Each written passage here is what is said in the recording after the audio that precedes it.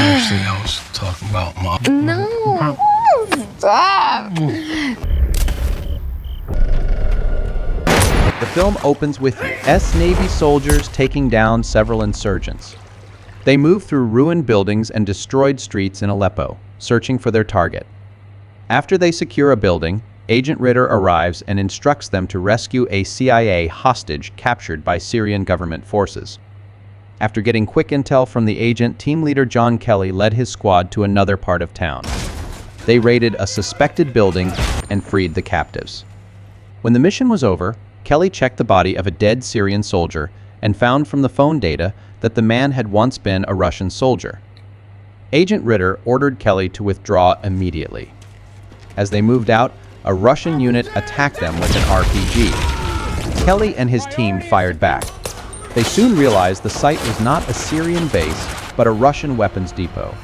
In the intense fight, they managed to reach the rooftop with the hostage, where a helicopter was waiting for them.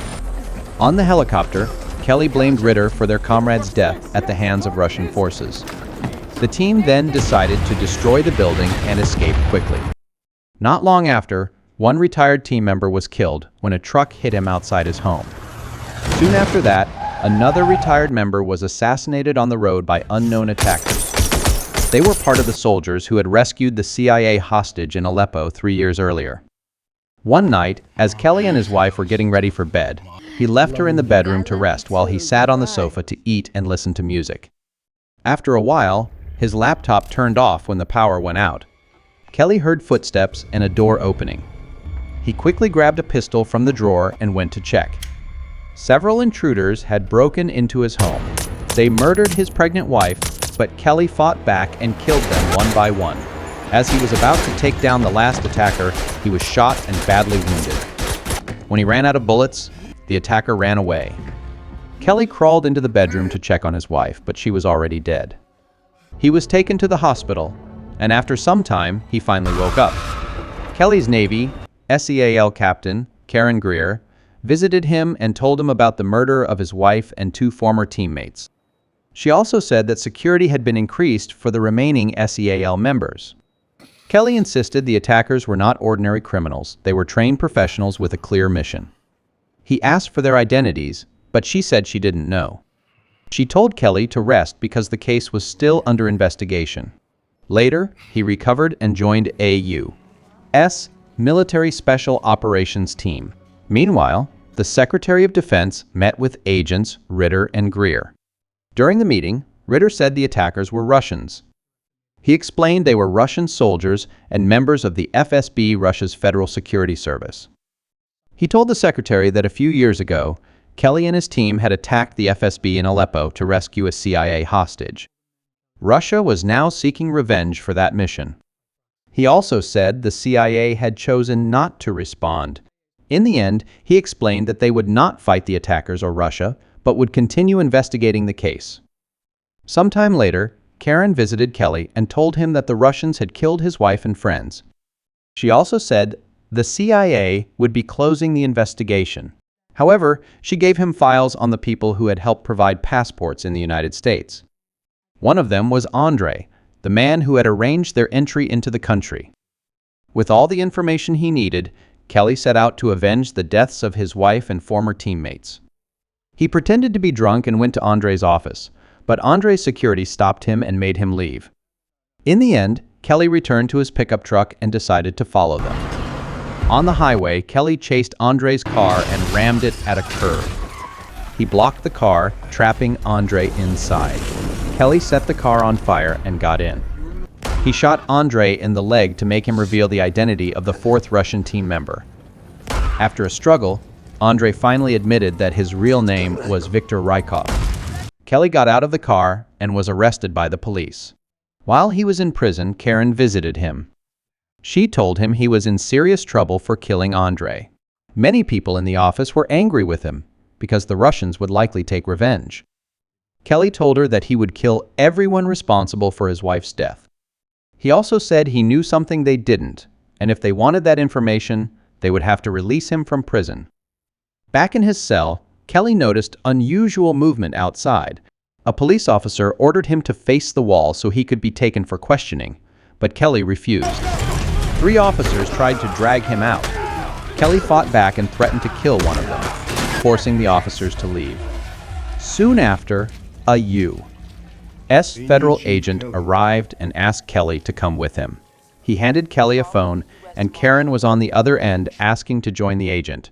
Kelly attended a secret meeting at an unnamed military base. He was asked for information and gave the name Viktor Rykov. He was shown photos and confirmed that Viktor was in them. However, Agent Ritter said that Viktor was already dead. Ritter explained that Viktor was a Russian operative involved in many activities in the United States. He had been a CIA target for a long time, but they had never caught him. The secretary said that Viktor was now hiding in Russia. Kelly asked to join the team to capture him, and the secretary agreed. After that, Lieutenant Kelly, and his team got ready to board a civilian plane to Russia. Agent Ritter said he would meet them in Moscow. Kelly became suspicious of Ritter and decided to be careful around him. Then, Karen and Kelly boarded the plane to Russia. As their plane neared Russian airspace, the Russian Air Force intercepted it. They ordered the plane to land immediately at Murmansk Airport. When the pilot refused, the Russian fighters fired at the wing. The plane then crashed into the Barents Sea inside Russian territory. Kelly and the remaining team members struggled to get out of the water and survive by using a boat. They took shelter in a Russian safe house. Later, they moved to Murmansk and hid in another safe house. There, Kelly saw Ritter meeting with 2 Russians with money on the table. He accused Ritter of betrayal and forced him to explain his true motives. Ritter explained that he had arrived only after the plane was attacked, when everyone thought Kelly's team was dead. His mission was to capture Viktor. He said he had hired the 2 Russians to lead them to Viktor's location. Angry, Kelly tried to shoot and strangle Ritter, but Karen stepped in and begged him to stay calm. Kelly controlled his anger and decided to spare Ritter's life. Ritter then led the team to Viktor's apartment. When Kelly arrived, he saw that Viktor's bodyguards were already dead. Viktor, wearing a suicide vest, was waiting for him. He greeted Kelly and said he knew Kelly and his team had come to Russia to kill him. Viktor insisted that he had not ordered the murder of Kelly and his pregnant wife. He said they were in the same situation and that someone had trapped them both to die. Kelly told him to surrender, but Viktor pressed the button on his suicide vest and killed himself. After the explosion, a sniper shot Dallas, one of Kelly's team members. The team searched for him, eventually found him, and killed him. Soon after, another sniper started shooting, but Karen and Kelly tracked him down and took him out. Meanwhile, Russian police and military surrounded the apartment building. Kelly told his team to retreat through the back while he stayed on the rooftop to fight the police. He set off an explosive, killing many officers, and gave his team time to escape in a truck. Kelly continued holding off the enemies and fought soldiers chasing him in the stairwell. Finally, he disguised himself as a Russian soldier, wearing a gas mask, and managed to get away. He then drove a Russian military vehicle to the meeting point. Karen met Kelly at the rendezvous point and took him to a boat.